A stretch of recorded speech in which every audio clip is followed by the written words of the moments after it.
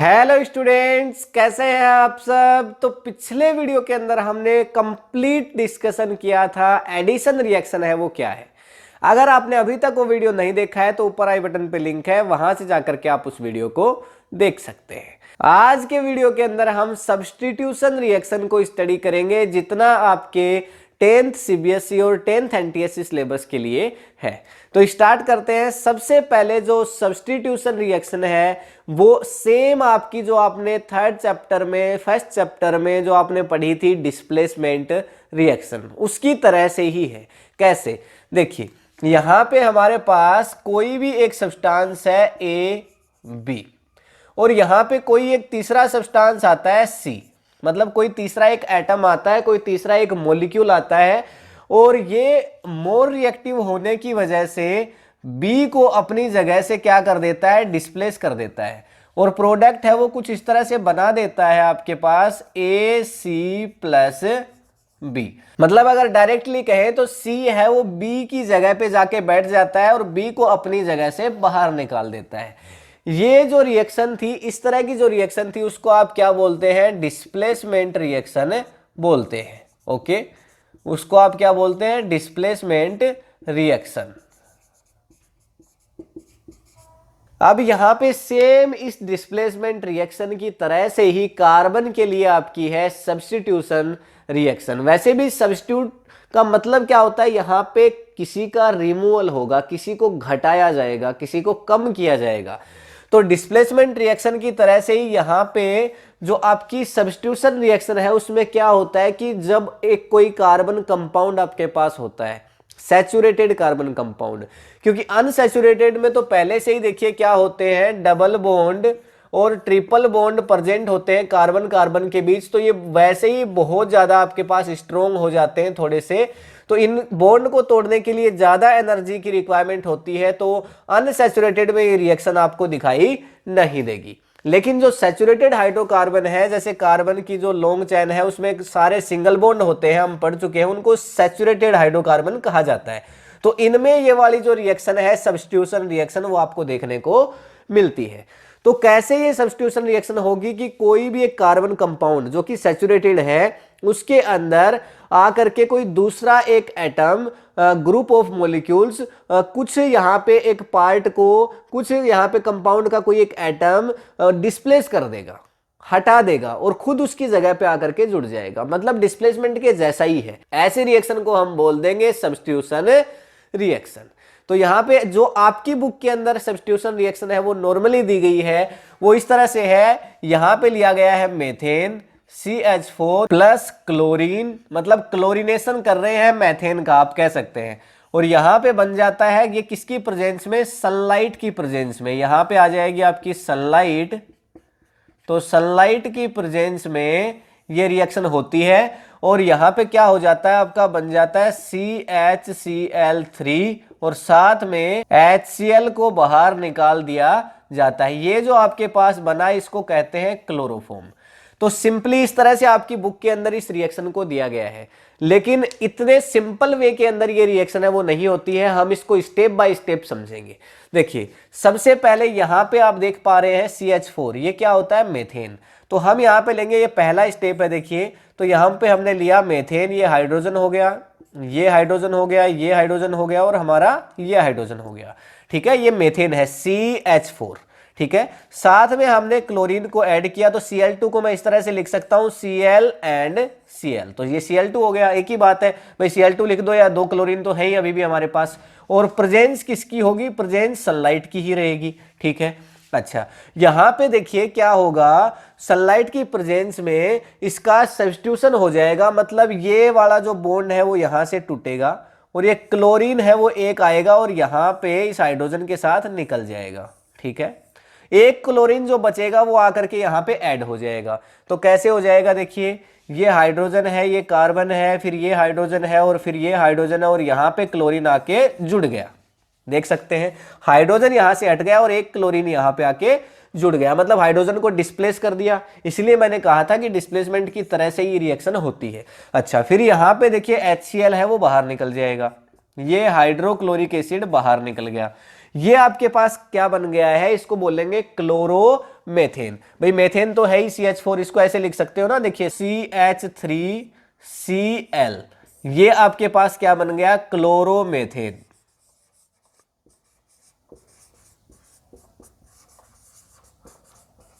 ये बन गया क्लोरोमेथेन, ठीक है। तो क्लोरोमेथेन बन गया और हाइड्रोक्लोरिक एसिड बाहर निकल गया। अब यहां पे हमारे पास जो क्लोरीन गैस थी ये एक्सेस अमाउंट में है, यानी ये बहुत ज्यादा है, एक्सेस अमाउंट में है। तो अगर दो ही क्लोरीन के मॉलिक्यूल होते, यानी एक ही मॉलिक्यूल होता हमारे पास, तो रिएक्शन हो जाती और यहां पे बात खत्म हो जाती। ये हमारा बन गया था आपके पास यहां पे क्लोरोमेथेन। लेकिन यहां पे बात खत्म नहीं होती है, क्लोरोमेथेन के साथ और क्लोरीन हमारे पास बच गई है। मान लो टेस्ट ट्यूब ली, उसमें हमने मेथेन रखी, मेथेन में हमने क्या डाला, क्लोरीन पास करवाई, एक बार रिएक्शन हो गई। पर क्लोरीन हमारे पास बहुत ज्यादा है, सारी क्लोरीन यूज नहीं हो पाई। जब सारी क्लोरीन यूज नहीं हो पाई तो फिर से रिएक्शन हो जाएगी। तो वो जो क्लोरीन यूज नहीं हो पाई वो दोबारा से रिएक्शन कर लेगी इसके साथ, दोबारा से इस क्लोरोमेथेन के साथ रिएक्शन हो जाएगी।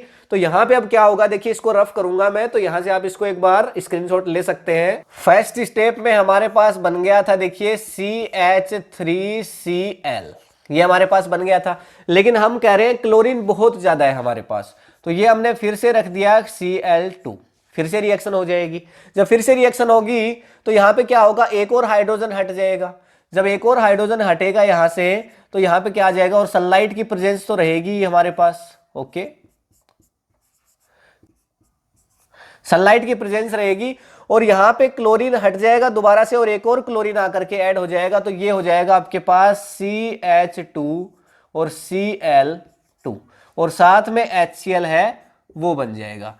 इसको थोड़ा सा खोल के आपको बता देता हूं। देखिए क्या हुआ, ये कार्बन है, यहां पे हाइड्रोजन है, यहां पे हाइड्रोजन है, फिर यहां पे हाइड्रोजन है और यहां पे क्लोरीन है। ये बना था हमारे पास। हमने क्या किया, क्लोरीन और क्लोरीन Cl2 ले लिया क्योंकि एक्सेस अमाउंट में थी, और यहां पे क्या बन गया, एक क्लोरीन है वो यहां से एक हाइड्रोजन और डिटैच हो गया और यहां पे आके क्लोरीन जुड़ गया। ठीक है, तो यहां पे देखिए क्या हो जाएगा, ये आपके पास कार्बन, ये क्लोरीन, फिर ये क्लोरीन एक और जुड़ गया आपके पास, ये हाइड्रोजन और ये भी हाइड्रोजन, और ये आपके पास बन गया HCl। ये हुआ इस रिएक्शन के अंदर। इस रिएक्शन में यही तो हुआ आपके पास, आप देख सकते हैं इसको। तो यहां पे बेसिकली क्या हुआ कि एक और हाइड्रोजन यहां से रिमूव हो गया और उसकी जगह पे आकर के कौन जुड़ गया, क्लोरीन जुड़ गया। ये इस रिएक्शन में हुआ है और यहां पे आप देख सकते हैं क्या बन गया, CH2Cl2, और इसको क्या बोलेंगे, डाइक्लोरोमेथेन, क्योंकि एक कार्बन है तो उसके लिए मेथेन और दो क्लोरीन है तो डाई क्लोरो। ठीक है ना, तो यहां पे आप लिख सकते हैं डाइक्लोरोमेथेन, और ये तो है ही हाइड्रोक्लोरिक एसिड आपका। ठीक है, तो यहां पे सनलाइट की प्रेजेंस जरूर बनी रहेगी इसके अंदर, ये कैटालिस्ट की तरह से काम करेगा। बिना सनलाइट तो ये रिएक्शन होगी नहीं। और यहां पे ये क्या है, सैचुरेटेड हाइड्रोकार्बन, आप देख ही सकते हैं जब सिंगल सिंगल बॉन्ड है, आपको डबल बॉन्ड कहीं नजर नहीं आ रहा होगा मेथेन में। ठीक है, तो ये दूसरी स्टेप हो गई। तो ये हमारे पास कौन सी स्टेप है, इसकी सेकंड स्टेप। फर्स्ट तो हमने देख ली थी। अब यहां पे और ज्यादा क्लोरीन हमारे पास है, एक्सेस अमाउंट के अंदर हमारे पास क्लोरीन अवेलेबल है। तो फिर तीसरी स्टेप यहां पे क्या हो जाएगी, देखिए ये हमारे पास, देखिए दोबारा से रिएक्शन कर लेगा इस क्लोरीन के साथ। तो हमने लिखा CH2Cl2 प्लस क्लोरीन ने फिर से रिएक्शन कर लिया और यहां पे क्या बनाएगा, देखिए सनलाइट सभी में है, यहां पे भी सनलाइट है, यहां पे भी सनलाइट है, सभी में सनलाइट रहेगी। ठीक है, तो यहां पे क्या होगा, आपके पास एक और हाइड्रोजन हट जाएगा। तो बताओ क्या बचेगा, अकेला CH बचेगा इस बार और HCl निकल जाएगा और ये हो जाएगा, देखिए एक क्लोरीन यहां आएगा तो CHCl3 हो जाएगा।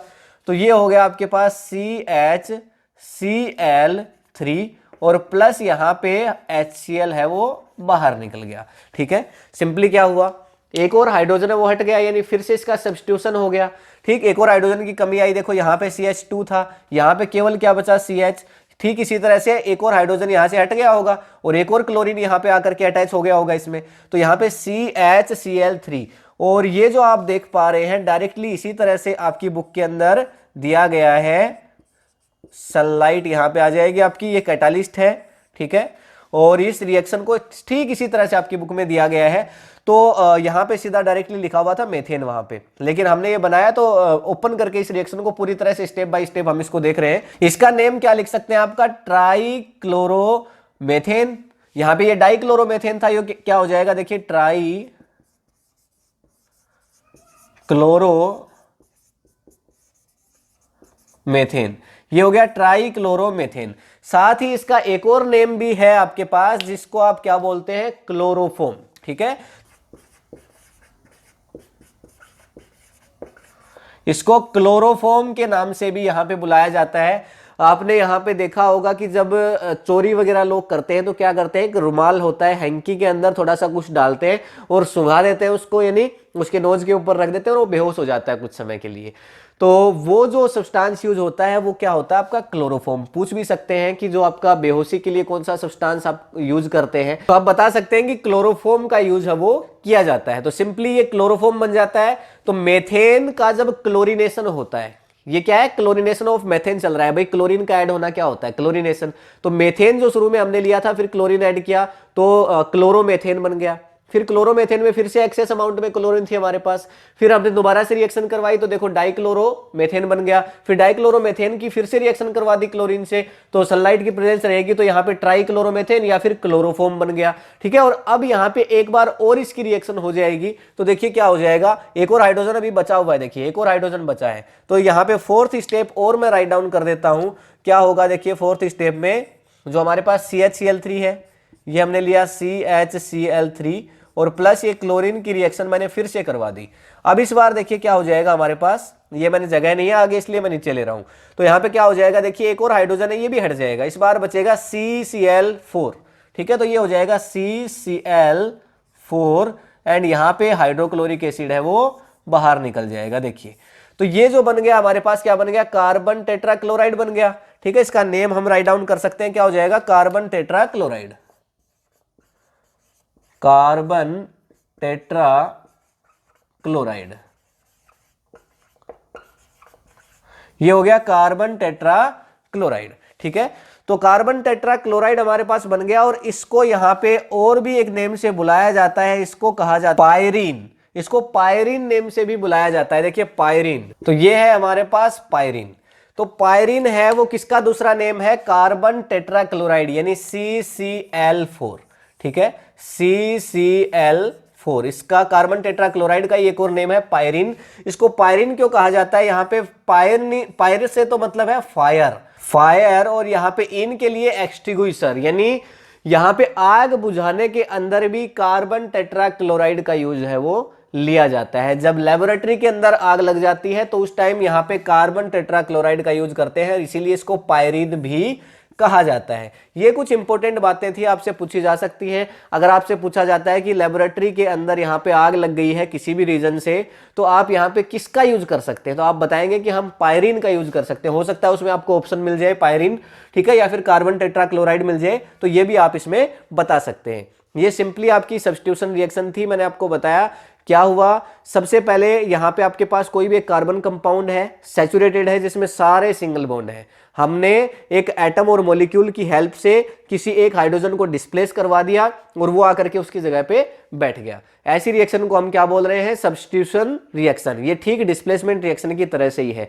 पहली स्टेप में हमने देखा कि यहां पे हमने लिया था मेथेन का क्लोरीनेशन किया, यानी उसकी क्लोरीन से रिएक्शन करवाई, तो यहां पे एक हाइड्रोजन निकल गया और हमारा बन गया क्लोरोमेथेन CH3Cl। फिर हमने CH3Cl के साथ दोबारा से क्लोरीन की रिएक्शन करवा दी, हमारे पास थोड़ी क्लोरीन बच गई थी, तो ये यहां पे क्या हो गया, देखो डाइक्लोरो और मेथेन बन गया। ठीक है, फिर डाइक्लोरोमेथेन की फिर से हमने रिएक्शन करवा दी, यहां पे देखिए क्लोरीन और बच गई थी हमारे पास, बन गया ट्राइक्लोरोमेथेन, जिसको हमने बोला क्लोरोफॉर्म। ठीक है, क्लोरोफॉर्म जो है इसका यूज है वो बेहोशी वगैरह के लिए भी किया जाता है, मैंने आपको बताया। और फिर जो एक बार फिर से जो ट्राइक्लोरोमेथेन है उसके साथ हमने रिएक्शन करवा दी फिर से क्लोरीन की, क्योंकि और क्लोरीन हमारे पास बची थी, और बन गया कार्बन टेट्राक्लोराइड, जिसको पायरीन भी कहा जाता है, जिसको फायर एक्सटिंग्विशर के लिए भी यूज लिया जाता है, आग बुझाने के लिए भी जिसका यूज आप करते हैं। एग्जामिनेशन में आपसे पूछी जाती है सब्स्टिट्यूशन रिएक्शन, तो आप डेफिनेशन लिख सकते हैं और उसके बाद सिंपली जो आपकी बुक के अंदर लिखी गई है सिर्फ पहली स्टेप, जिसमें आपको मेथेन लिखना है, जिसमें आपको लिखना है मेथेन CH4 और फिर आपकी क्लोरीन से रिएक्शन करवा देनी है और इससे बन जाएगा आपके पास CH3Cl, पहली स्टेप थी हमारी, हमने देखा था, और HCl। ये सिंपली आपको लिख देनी है एग्जामिनेशन के अंदर, तो वो भी यहाँ पे करेक्ट हो जाएगा। इतना सब मैंने आपको किस लिए बताया, क्योंकि हम यहाँ पे कंप्लीट पढ़ते हैं, आपका NTSC के लिए भी और 10th CBSE के लिए, दोनों के लिए हम प्रिपेयर करते हैं, तो यहाँ पे पायरीन और क्लोरोफॉर्म आपको जानना जरूरी था। सो ये है आपकी सब्स्टिट्यूशन रिएक्शन। आई होप आपको ये वीडियो इन्फॉर्मेटिव लगा होगा। अगर ये वीडियो आपको इन्फॉर्मेटिव लगा है तो अपने फ्रेंड्स के साथ शेयर करिए, इस वीडियो को लाइक करिए। बाकी मिलते हैं आपसे नेक्स्ट वीडियो के अंदर। आपने चैनल को सब्सक्राइब नहीं किया है तो कर लीजिए, बेल आइकन को जरूर प्रेस करिए। मिलते हैं नेक्स्ट टॉपिक के साथ नेक्स्ट वीडियो में, तब तक के लिए thank you, have a nice day.